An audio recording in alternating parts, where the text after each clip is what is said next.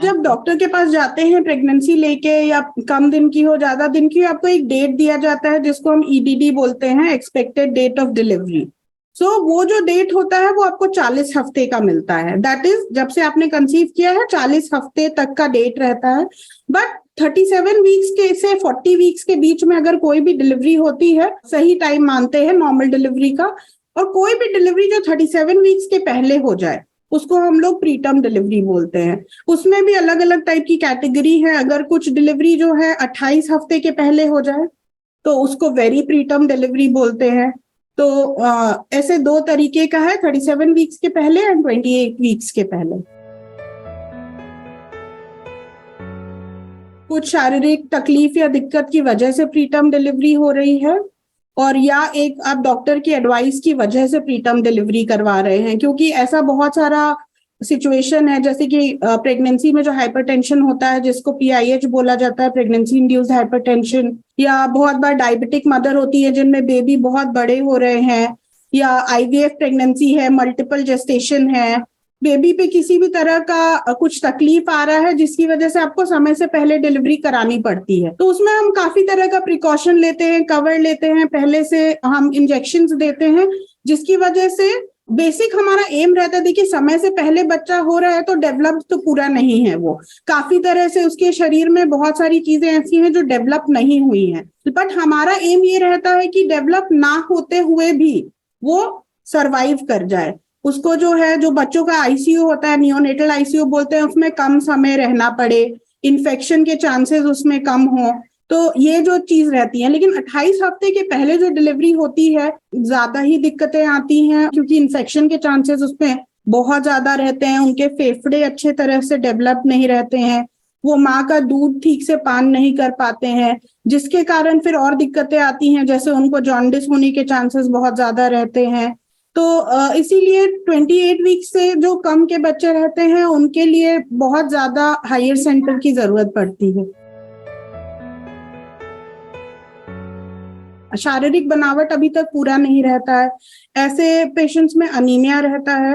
Anaemia के कारण उनका शरीर वीक रहता है, उनको इन्फेक्शन होने के चांसेस ज्यादा रहते हैं। ऐसे पेशेंट्स जिन्होंने आईवीएफ का ट्रीटमेंट लिया, जिनकी वजह से उनका जो प्रसव है 2 या 3 बच्चों का प्रसव है, या इन जनरल भी जो ट्विन प्रेगनेंसी या 2 बच्चों का प्रसव है, तो उनमें आपका पेट जो है जरूरत से ज्यादा, आपका जो बच्चेदानी है वो जरूरत से ज्यादा एक्सटेंडेड है। काफी पेशेंट्स होते हैं जिनमें पेट में पानी बहुत ज्यादा रहता है, या कोई डायबिटिक पेशेंट हो गई जिसमें इन्फेक्शन के चांसेस फिर से बढ़ जाते हैं। हाइपरटेंसिव पेशेंट, जैसे मैंने आपको बताया, जिसमें डॉक्टर ही आपको सलाह देंगे समय से पहले डिलीवरी करने की। तो ये सब कारण होते हैं जिनकी वजह से जल्दी डिलीवरी हो जाती है। और किसी किसी लोगों में शारीरिक बनावट थोड़ी इस टाइप की रहती है, जिसमें बच्चेदानी का मुंह जो है वो एकदम कोनिकल हम लोग बोलते हैं, तो वैसा रहता है, छोटा मुंह रहता है, तो जिसकी वजह से मुंह तुरंत खुलने की संभावना ज्यादा रहती है। जब तक कि आपकी कोई प्रेगनेंसी होती नहीं है, एक ही सिचुएशन है जहां मैं बोलूंगी कि थोड़ा सा प्रेडिक्ट किया जा सकता है कि अगर आपके साथ पहले ऐसा हुआ है या आपके साथ बार बार अबॉर्शन हो रहा है, तो आप में चांसेस हैं कि आपको प्रीटर्म डिलीवरी भी चांसेस रहते हैं। या अगर पहले आपके साथ प्रीटर्म डिलीवरी हो चुकी है तो सेकेंड प्रेगनेंसी में फिर से प्रीटर्म डिलीवरी हो, ऐसा है।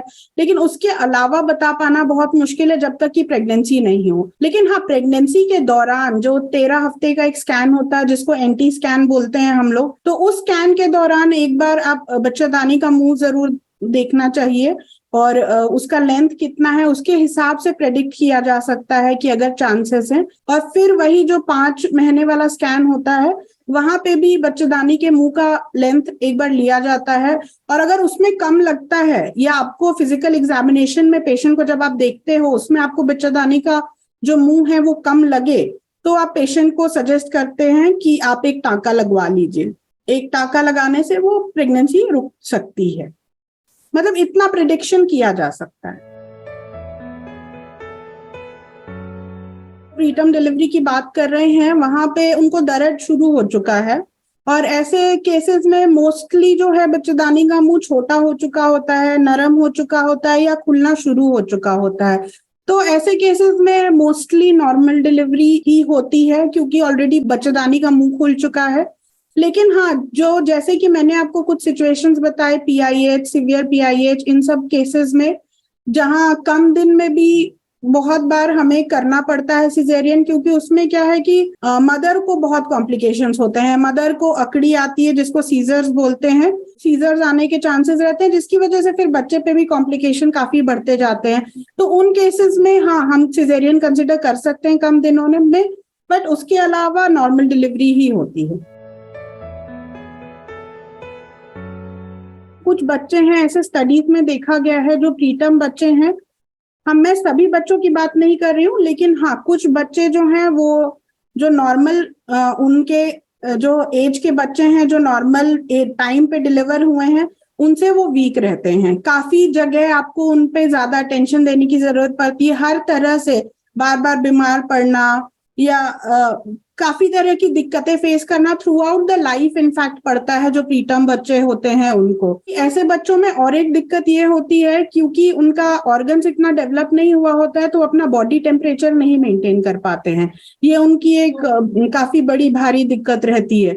तो कैंगरू मदर केयर में क्या बोलते हैं कि बिना कपड़ों के उनको, बच्चे को अपने छाती पे रख के ऊपर से ढक के, उनका सिर जो है, जो बच्चे का सबसे बड़ा बॉडी पार्ट होता है, उनके हाथ पैर ढके होने चाहिए और इस तरह से ख्याल रखना चाहिए। बाकी उनको धूप दिखाना बहुत जरूरी है, जैसे कि मैंने आपको बोला था जॉन्डिस एक कॉम्प्लिकेशन है। ये सब चीजें घर पे आपको काफी मदद कर सकती हैं बच्चे को जल्दी से रिकवर कराने में, और उसके लिए माँ को भी सपोर्ट बहुत जरूरी है। ये एक चीज मैं जरूर बोलना चाहूंगी जो हमारे इंडियन हाउसहोल्ड्स में थोड़ा सा अनफॉर्चुनेटली बट थोड़ा सा लैक करता है। तो हस्बैंड की तरफ से, इन लॉज की तरफ से, मदर फादर की तरफ से, जो भी केयरिंग जिनके भी केयर में आप रह रहे हैं, मदर को भी इक्वल सपोर्ट देना जरूरी है, बिकॉज उसके बच्चे के साथ ऐसा हो रहा है तो she is also suffering a lot, emotional, physical, हर तरह का सपोर्ट मदर को भी मिलना चाहिए। बहुत बार क्या होता है कि शारीरिक कारण की वजह से ये होता है। अब जैसे मैंने आपको बोला कि बच्चेदानी का मुंह छोटा है, तो उसमें आप कुछ कर नहीं सकते हैं। हाँ, रोकने का उपाय है जो मैंने बोला कि नीचे से हम जिसको सर्वाइकल स्टिच बोलते हैं, टांका सूचर, वो दिया जाता है। तो उसमें क्या होता है, वो फिजिकली बच्चेदानी के मुंह को हम बंद करके रखते हैं, और जब डिलीवरी का टाइम आ जाता है पास, तो वो टांके को हम काट देते हैं, ताकि अब मान लीजिए 36 हफ्ता हो गया है तो इसके बाद अब डिलीवरी होगी, या बहुत सीवियर कंडीशन में आप कम से कम चाहते हैं कि 28 हफ्ते के ऊपर चले जाए, तो डिलीवरी होने के ये रहते हैं। लेकिन अब बहुत सारे सिचुएशन है, जैसे मैंने आपका इक्लैम्पशिया का बात किया, या ट्विन प्रेगनेंसी में ऐसा है कि उसमें बच्चे जो है समय से पहले डेवलप हो जाते हैं। अगर बहुत बार जल्दी डिलीवरी होती भी है तो बच्चे डेवलप्ड रहते हैं, इतना कॉम्प्लिकेशन नहीं होता है, NICU में कम दिनों की जरूरत पड़ती है, लेकिन रोका बहुत हद तक नहीं जा सकता है। एक तरीका है रोकने का, कुछ दवाइयां दी जा सकती हैं जिनकी वजह से कुछ समय तक रुक जाए, रेस्ट एडवाइस किया जाता है, लेकिन बहुत मददगार नहीं रहता है। अल्टीमेटली डिलीवरी होगी जल्दी, थोड़ी समय से पहले ही होगी।